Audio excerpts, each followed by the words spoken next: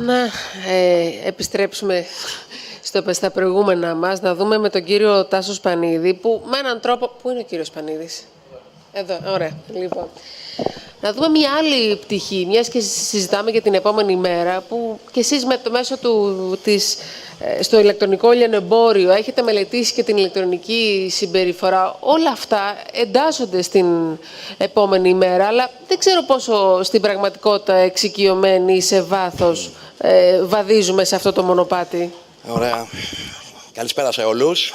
Καταρχάς, αν λέγαμε όλα τα συνέδρια που πραγματοποιούνται στην Ελλάδα ότι είναι ένα δαχτυλίδι, το Delphi Economic Forum είναι το διαμάντι πάνω σε αυτό. Και είναι τιμή μου που είμαι εδώ. Εξαιρετικοί οι οργανωτές, ο κ. Τσομόκος, ο κ. Θωμάτος και όλοι οι συντελεστές που το πραγματοποιούν. Και τα 3 χρόνια έχουμε παρευρεθεί, είτε ως members και φέτος member και ομιλητής.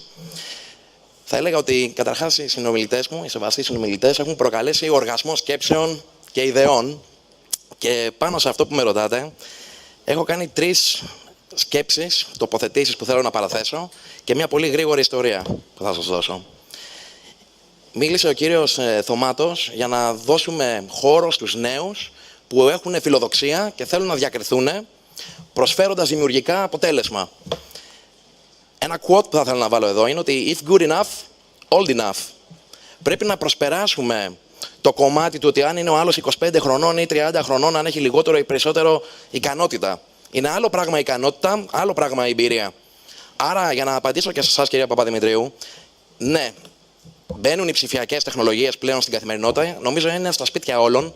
Όταν το penetration του ίντερνετ είναι πάνω από 80% σε ηλικίες μέχρι και 55 ετών, είναι όλοι μέσα. Γιατί κάποιος στα 60 του θα ζητήσει από κάποιον νεότερο, από το παιδί του, από τον αδερφό του, από κάποιον να τον βοηθήσει στο skill set αυτό. Να του βρει την πληροφορία, να του κλείσει ένα τραπέζι για φαγητό, για οτιδήποτε. Άρα, we are all there. Πρέπει λοιπόν σαν χώρα, και αυτή είναι η πρώτη μου τοποθέτηση, να αντιληφθούμε ότι οι νέοι μπορούν να κάνουν τα πράγματα να κινηθούν. Στο εξωτερικό, το να δεις έναν CEO σε μεγάλες επιχειρήσεις, ο οποίος είναι 25, 26, 28, 30 ετών, δεν είναι κάτι σπάνιο, είναι κάτι που συμβαίνει. Στην Ελλάδα, ακόμα θεωρούμε νέο τον 45. Δεν έχω κάτι με τη μέση ηλικία, αλλά είναι μέση ηλικία. Πάμε στο δεύτερο. Ήταν πολύ ωραίο αυτό που είπε ο κύριος Δούζης. Είτε είσαι στη λάσπη, είτε στα καθαρά νερά, συνηθίζεις και μαθαίνεις και κολυμπάς. Διακρίνω έναν κίνδυνο πάρα πολύ μεγάλο, ο οποίος έχει πέσει στη χώρα μας. Ποιος είναι αυτός? Η μιζέρια που μας έχει καθυλώσει ουσιαστικά στα τραπέζια μας, μας έχει πάει στο επόμενο βήμα που είναι ο συμβιβασμός. Μην συμβιβάζεστε. Να το δώσω με θετικό μήνυμα. Σκεφτείτε πάντα το καλύτερο. Πρέπει να προσπαθήσουμε για αυτό. Πρέπει όλες οι επιχειρήσεις και το κράτος και οι ακαδημαϊκοί μας όλοι να προσπαθούμε να δώσουμε κάθε μέρα κάτι καλύτερο. Τον καλύτερο εαυτό μας, το καλύτερο προϊόν, την καλύτερη υπηρεσία. Πρέπει να κινούμε τα πράγματα προς τα μπρος. Αν συμβιβαστούμε, απλά σαπίζουμε. Και γι' αυτό πρέπει να φέρνουμε την αλλαγή. Ήταν αλλαγή αυτό που σκέφτηκε ο κύριος Δούζης και η αλλαγή συνήθως πετυχαίνει. Και αυτό με φέρνει στην τρίτη μου τοποθέτηση, το οποίο είναι ότι την αλλαγή πρέπει να την αγαπήσουμε. Οι Έλληνες, και αυτό αν θέλετε το βλέπω και σαν, αν μου επιτρέπετε, σαν στατιστικό, εξυπηρετούμε σαν εταιρεία 2.500 πελάτες.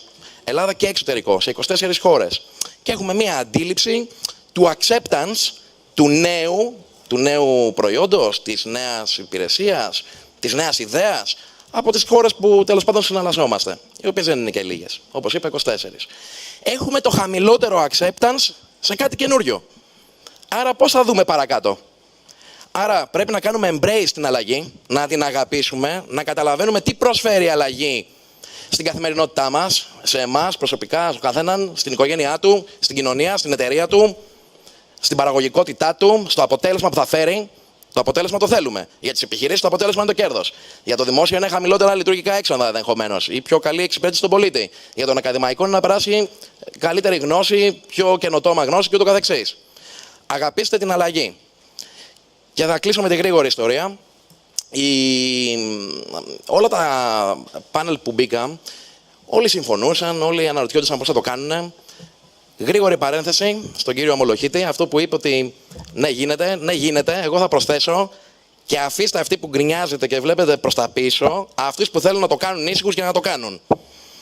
Ωραία. Μην τους ενοχλεί. Δεν λέω, ο καθένας μπορεί να έχει την άποψή του. Αλλά αφήστε αυτούς που θέλουν να πάμε παρακάτω. Η ιστορία λοιπόν είναι η εξής.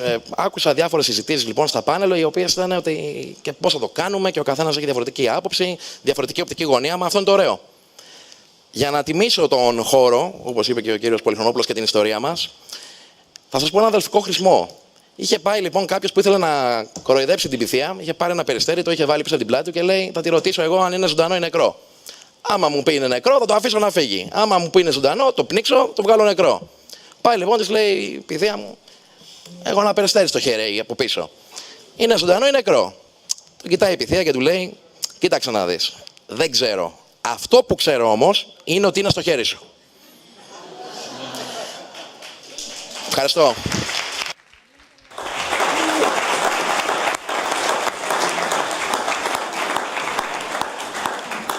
Ευχαριστούμε κύριε Σπανίδη. Ωραία τοποθέτηση, ομολόγω.